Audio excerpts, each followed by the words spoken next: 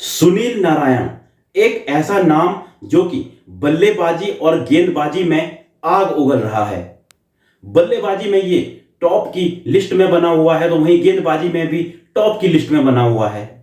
और सभी लोग कह रहे हैं कि कहीं ऐसा ना हो जाए कि इस आईपीएल के खत्म होते होते पर्पल कैप भी इनके पास हो और ऑरेंज कैप भी इन्हीं के पास हो।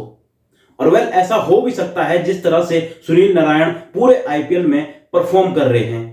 और खास तौर पर जब से कोलकाता ने उनसे ओपनिंग करवानी शुरू की है, तब से वो बहुत ही डेंजरस मूड में लग रहे हैं और लगातार रन पर रन बना रहे हैं। और सिर्फ रन ही नहीं बना रहे हैं, बल्कि इतनी ताबड़तोड़ बल्लेबाजी कर रहे हैं कि सामने वाली टीम को तहस नहस कर रहे हैं।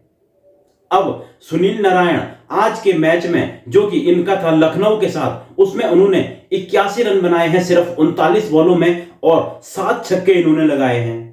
तो आप समझ सकते हैं कि इन्होंने कितनी ताबड़तोड़ बल्लेबाजी की है।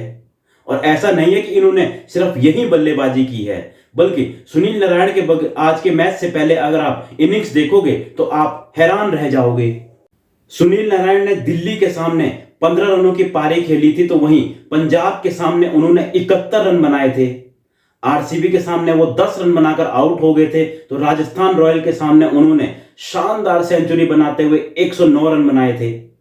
लखनऊ के साथ पिछले मैच में वो फ्लॉप हुए थे, 6 रन बनाए थे। चेन्नई के सामने उन्होंने 27 और दिल्ली के सामने उन्होंने एक बार फिर से 85 रनों की पारी खेली थी। वहीं आरसीबी के सामने 47, तो सनराइजर हैदराबाद के खिलाफ उन्होंने 2 रनों की पारी खेली थी।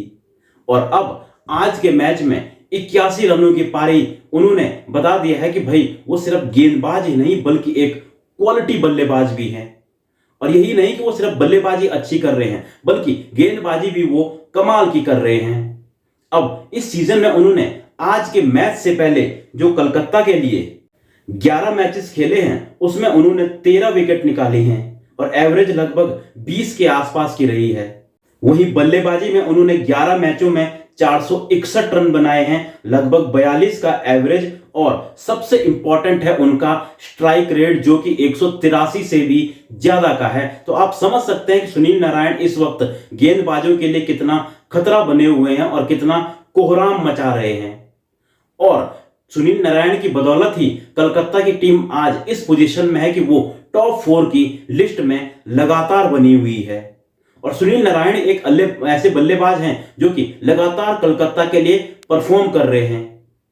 और गौतम गंभीर ने शायद इनमें कुछ देखा ही होगा, इसीलिए इनसे ओपनिंग करवाई है।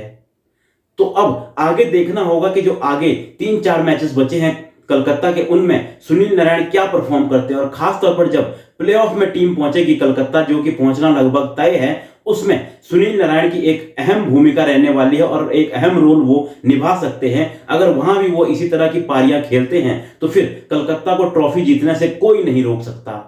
तो आपको क्या लगता है, क्या सुनील नारायण आगे भी इसी तरह की पारियां खेलेंगे? और क्या सुनील नारायण को ओपनिंग कराकर कलकत्ता ने सबसे अच्छी बात की है? क्या ये गौतम गंभीर की प्लानिंग का ही नतीजा है कि सुनील नारायण इतना अच्छा परफॉर्म कर रहे हैं? आप लोग भी सुनील नारायण के बारे में अपनी राय कमेंट में लिख सकते हैं। मिलता हूं मैं आपको एक और ऐसी ही वीडियो में।